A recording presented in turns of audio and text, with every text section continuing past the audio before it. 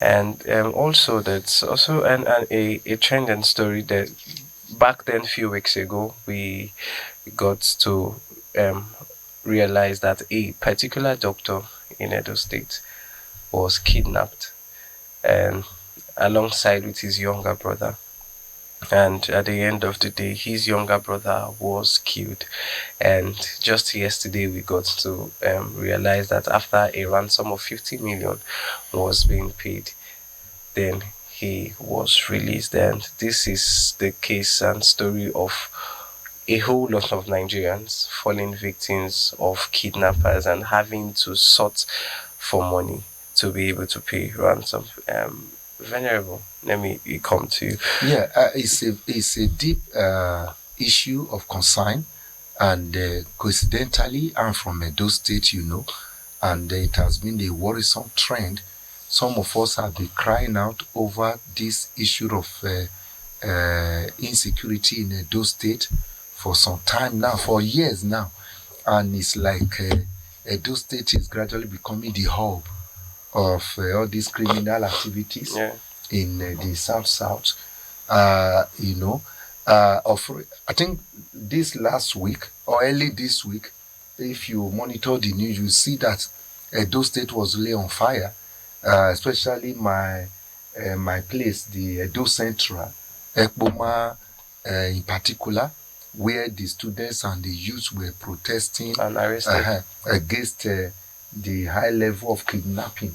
There's hardly a day for some time now when there's no kidnapping in Ebomo. People are going into people's houses, picking them up, waiting for them at the gate, entrance of their house to pick them up, and demanding for all forms of ransoms, and it's like nothing is being done. That is what prompted the reaction of the youth, and I thank the youths of Edo State. I thank Bruce Ali students for standing up at such a time. But what would you like say? This. Because they were arrested along the... Yes, I'm coming to that. Okay. That was very, very insensitive of the police officers, the security people, under whatever guise you think that was done was completely wrong. If you have the energy to arrest students, to arrest protesters, why don't you deploy that energy to stop kidnapping that is going on, that has been going on? I can tell you confidently that this is 4 years I've not stepped into Edo State anymore. You know that it was my custom to always go home to spend my 1 month holiday with my people. And I take my children, everyone goes there, spend the whole of my leave in Edo State. But for 4 years now, I have not gone there because of insecurity. It's so high. There's no access. If you go through Okene to Edo State, the insecurity there is so high. If you go to Warside or to Lagos, Aziz or Reside, if you go to Sapele Road to Warisa, every Aziz, there's no place around Edo State where kidnapping is not going on. The Fulanis have taken over all the bush there. Some indigenes are cooperating with them because they are seeing it as a lucrative business. And it's like nothing is happening. While I commend the state governor for the move when he came into office, he was going about even demolishing houses and the facilities that these people were using. But it's like he has relaxed and things are getting out of hand. So that is what prompted that protest, and I don't see any good reason why they should be arrested in the first place. But again, I have to thank the governor because people were calling him out and immediately responded and promised to release, to talk to the relevant authority to release them, and I learned they have been released. So, but that shouldn't have even happened in the first place, because the protesters are protesting on behalf of every citizen of that very state. And generally, we should not just, it's just because Edo State is getting out of hand and is being turned into Zamfara in the south. So, and that is why we have to start with that. But we have to talk really about insecurity generally in the country. We thank God the military have woken up. We thank God that the Air Force can allocate where these people are and they are beginning to act. And of course, we thank Donald Trump for intervening and for waking up Nigeria government.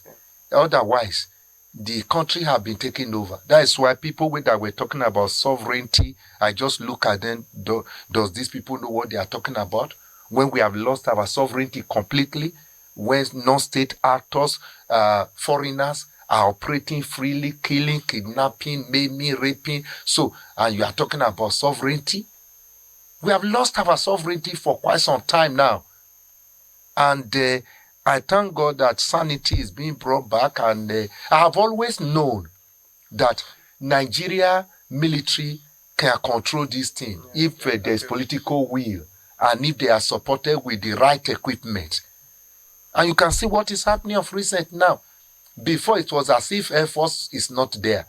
But we are beginning to see their handwork now that they actually have some, what is it called? Their air equipment to use and their drones and whatever to use. So I don't know why we deliberately as a country waited to allow this insecurity to fester and get to this level. Yeah, Venerable, just to still talking of Edo State, by the grace of God, that was where I had my tertiary education. Okay. So I'm quite familiar A with place that used to be very peaceful. I'm quite familiar with the with the terrain, but there is also this notion of how the state personally lacks development and all of that. I just quickly want you to make a statement concerning it because recently, I think sometime 2-3 weeks back, where a new hospital was established. I'm trying to still figure out the exact area, and it was like a call for development. And before you know, you could see the Edo State youth rushing into those places, driving and sending people out in violence, and their reasons where it was the instruction that was given by the Oba, and it's more or less like they said it's an ancient city, so therefore they don't need such development. They still need it to be ancient. So since you're coming from since that is where you're from, what is your take on such mindset of the youth and the people? Now, I am not very familiar with the story you just highlighted about the hospital and the youth going to being established and the youth going there to drive away people on the instruction of the Oba. I'm not familiar with the story because I've been so busy that this beginning of the year, I'm a priest, will be going from one program to the other. No, retreat is going on. I pull out of the retreat to come to this place at parish level. We are having programs going on. So I lost track of the story you just referred to. But to say that development is not welcome in Benin City, that is not true. It cannot be true.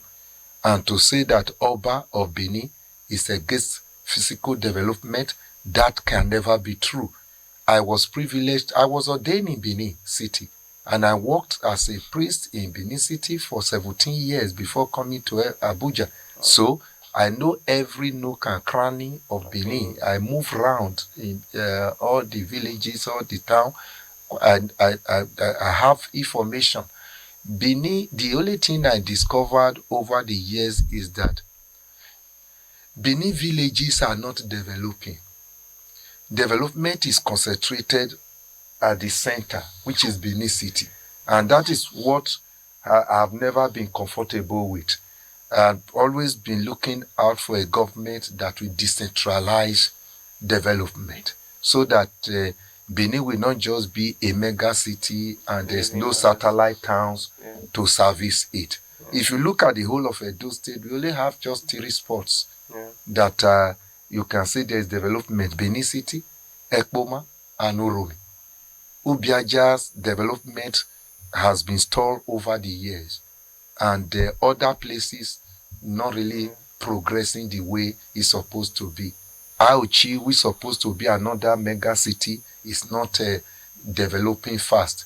But we thank God for Oshomole's regime, who was able to open up that axis of Auchi and make it become better. Then when you come to the present government, I said I've not been at home for 4 years now because of insecurity. But I have my people on ground. I have my brothers, my relations. I have people, friends in Benin City. The truth is that in terms of physical development, Okpebholo is doing something. The development may not be evenly distributed as people may expect, but within the 2 years, I can tell you that physically the government is doing something on ground. And the Oba of Benin and Benin indigenes, Edo indigenes as a whole, we embrace development any day, anytime. That is a very civilized place. Edo State is one civilized state in Nigeria, because of education. Majority are very enlightened and they like good life and they travel a lot. So no one will oppose development. 4 years ago, when I went to Benin City, the last time I said I traveled, I was amazed. Even Obaseki's regime did a lot. I was amazed about some of the changes I saw. So development is going on, but we are not saying it is enough. Where we had issues in terms of development was the road infrastructure that was becoming so terrible. Very bad. And the excuse was that this major road, the one coming from Abuja straight into Benin, the one going from Benin to Warri, the one going from Benin to Lagos axis, all of them are federal road converging at the center, and they were all abandoned. And the challenge they told us was that is because Edo State was not in the mainline party. Edo State then was not in APC, and so it's like a deliberate punishment on my people for not being in the mainline party. But the situation have changed now. There's no excuse. Some of the roads are getting better now, getting some attention. But I think the room for development is the biggest room in the world, and we encourage the government, we encourage federal government to put in more, because Edo State is a transit route. If you are coming from the east, you want to go to Lagos, you must pass through Edo State. If you are coming from the north, you want to go to south side, you will pass through Edo State. If you are coming from the west, you want to go to the east, you must pass through Edo State. So such city should be consciously developed. All right, thank you so much.